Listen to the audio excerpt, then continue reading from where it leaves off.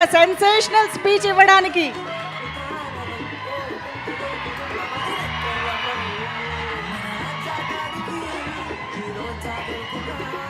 అందరికీ నమస్కారం.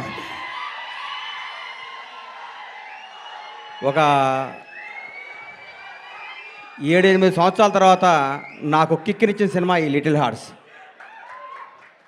భగవంతుడు సాక్షిగా చెప్తున్నాను, లిటిల్ హార్ట్స్ సినిమా ముందు ఈ అబ్బాయి పోస్టర్ కూడా నేను ఎప్పుడు చూడలేదు.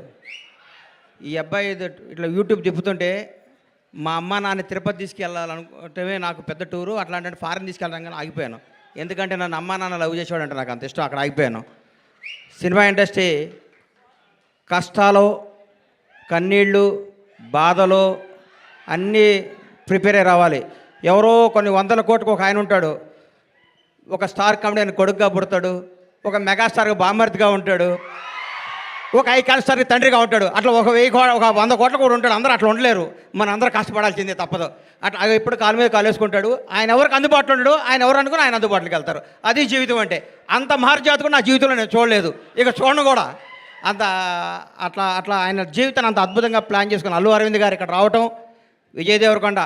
విజయ్ గురించి ఒక మాట చెప్పాలి, వీళ్ళ ఫాదరు నేను రూమ్మేట్స్మి. ఒక 3 రోజులు మిస్ అయ్యాడు. ఏంది గోవర్ధన్ అన్న రాలేదు అన్న, నా కొడుకు పుట్టాడు అన్నాడు. అది హీరో పుట్టాడా అన్న, మీ నాన్నడు చెక్ చేసుకో అన్నాను అనలేదా? విజయ్ అన్నాడా? అది గుర్తుపెట్టు. నా జీవితంతో నేను ఏదైనా అంటే అవుద్ది, నాకు అబక్కన అట్లా వస్తుంది. నేను అంత ఎమోషనల్ పర్సన్ని. ఈ లిటిల్ హార్ట్స్ గురించి మాట్లాడతా. సరే, ఓజీ గురించి చెప్తాను ఒక నిమిషం.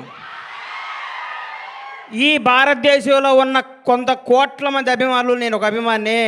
తిరుపతి దేవుడికి రోజుకు 1,00,000 మంది భక్తులు వచ్చి వెళ్తూ ఉంటారు. ఆ 1,00,000 మంది భక్తుల్లో కూడా నేను ఒకడిని. నేను ఒక్కడనే భక్తుడిని కాదు, నాలాంటి కోట్ల మంది భక్తులు నేను ఒకడిని. మీలాగా నేను పూజిస్తాను, మీలాగా నేను ప్రేమిస్తాను.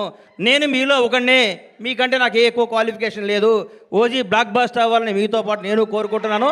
అది తప్పకుండా బ్లాక్ బాస్టర్ అవుద్ది, అంతే. Thank you. ఈ సినిమా గురించి మాట్లాడతాను.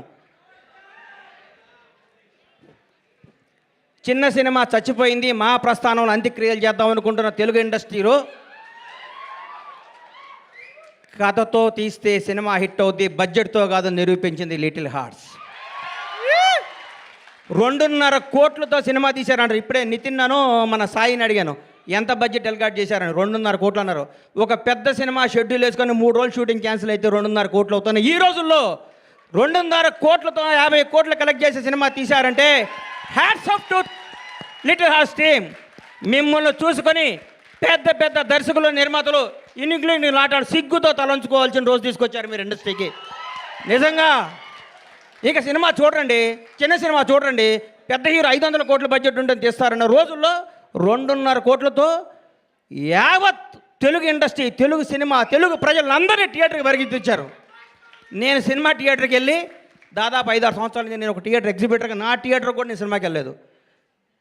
ఈ మధ్య నాకు ఫస్ట్ డే సినిమా చూడాలనిపించింది, మిరాయి సినిమా. ఆ రోజు వెళ్ళాను. ఈ సినిమాను లవ్ చేశాను. ఇవాళే ఈ సినిమాకి ఫంక్షన్ రావాలని ఫిక్స్ అయ్యి వంశీని అడిగాను, వంశీ కొద్దిగా టికెట్ చెప్పా సినిమాకి వెళ్తానని. మా థియేటర్లో ఆడుతుంది, నాకు కుదరలేదమ్మా, క్షమించు. సినిమా చూస్తే దీని అమ్మ ఇది కదా సినిమా అంటే, ఇట్లా ఉండాలి కదా సినిమా అంటే. ఇది వాస్తవం, సినిమా కాదు. మా నాన్నకి నాకు జరిగిన స్టోరీ ఇదంతా. మా నాన్నకి ఇటు చెప్పిన కంటే ఎక్కువ అబద్ధాలు చెప్పేవాడిని, నేను అన్ని అబద్ధాలు చెప్పేవాడిని. షాద్ నగర్లో ట్రైన్ ఎక్కి, కాచిగూడలో ట్రైన్ దిగి, దీపక్ థియేటర్లో సినిమా చూసి, మళ్ళీ ట్రైన్ ఎక్కి షాద్ నగర్ పోయి స్కూల్కి వెళ్ళి వచ్చాను, అబద్ధం చెప్పేవాడిని. అక్కడి నుంచి స్టార్ట్ అయిన మా జీవితం వాస్తవానికి దగ్గరగా, ప్రతి తండ్రి కొడుకున్న కెమిస్ట్రీ అద్భుతంగా తెరకెక్కించిన ఈ సినిమాని. ఇట్లాంటి సినిమాలు సంవత్సరానికి 12 సినిమాలు వస్తే ఇండస్ట్రీ 100 ఏళ్ళు చల్లగా ఉంటుందండి. 1000 కోట్ల సినిమాలు వద్దు, 500 కోట్ల సినిమాలు వద్దు, జనాన్ని థియేటర్కి వచ్చే సినిమాని. ఈ సినిమా తీయటం కాదండి, ఈ సినిమా వజ్రం ఎక్కడో ఉంటుంది, వజ్రాన్ని వెతికి బయటికి తీసుకొచ్చారు చూడండి. వాళ్ళు ఒప్పుకోవాలి, వంశీని, బన్నీని. ఈ సినిమా తీసుకొచ్చి ఈ సినిమా మీద నమ్మకం పెట్టుకొని ఈ సినిమాకు ఒక 2 కోట్లు, 1.5 కోట్లు ఖర్చు పెట్టి జనాల దగ్గర తీసుకెళ్ళి వాళ్ళు నిజంగా నిర్మాతని ఎంత అభినందించాలో, బన్నీ నిన్ను, వాసు నిన్ను, నంది మీ ఇద్దరిని అంత అభినందించాలి. మామూలు విషయం కాదు. మీరు ఎంత కష్టపడ్డ పేరు అరవింద్ గారి సినిమా అంటున్నారు, అది ఆయన అదృష్టం, మీ బ్యాడ్ లక్, నేనేం చెప్పలేను.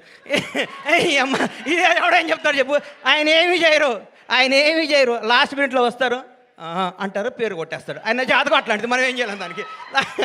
అది ఇట్లాంటి సినిమాని ఇట్లాంటి సినిమాని ఈటీవీ విన్ మహానుభావుడు గౌరవనీయులు రామోజీరావు గారు ఏ బ్రహ్మముహూర్తాన ఈటీవీ సంస్థని, ఈనాడు స్టూడియోని, రామోజీ ఉషా కిరణ్ మూవీస్ని స్థాపించారు. కానీ ఎంతమంది గొప్ప నటుల్ని మౌన పోరాటం దగ్గర నుంచి, మయూరి సినిమా దగ్గర నుంచి, ప్రతికంఠ సినిమా దగ్గర నుంచి, ఒక 25 ఏళ్ల ముందు నువ్వే కావాలి సినిమా దగ్గర నుంచి కొత్త టాలెంట్లని, కొత్త భక్తుల్ని పరిచయం చేస్తూ ముందుకు తీసుకెళ్తూ ఎంతోమందికి జీవనోపాధి కల్పించిన రామోజీరావు గారికి హృదయపూర్వకంగా దివిలో ఉన్న రామోజీరావు గారికి మనస్ఫూర్తిగా శిరస్సు వంచి నమస్కారం చేస్తున్నాను.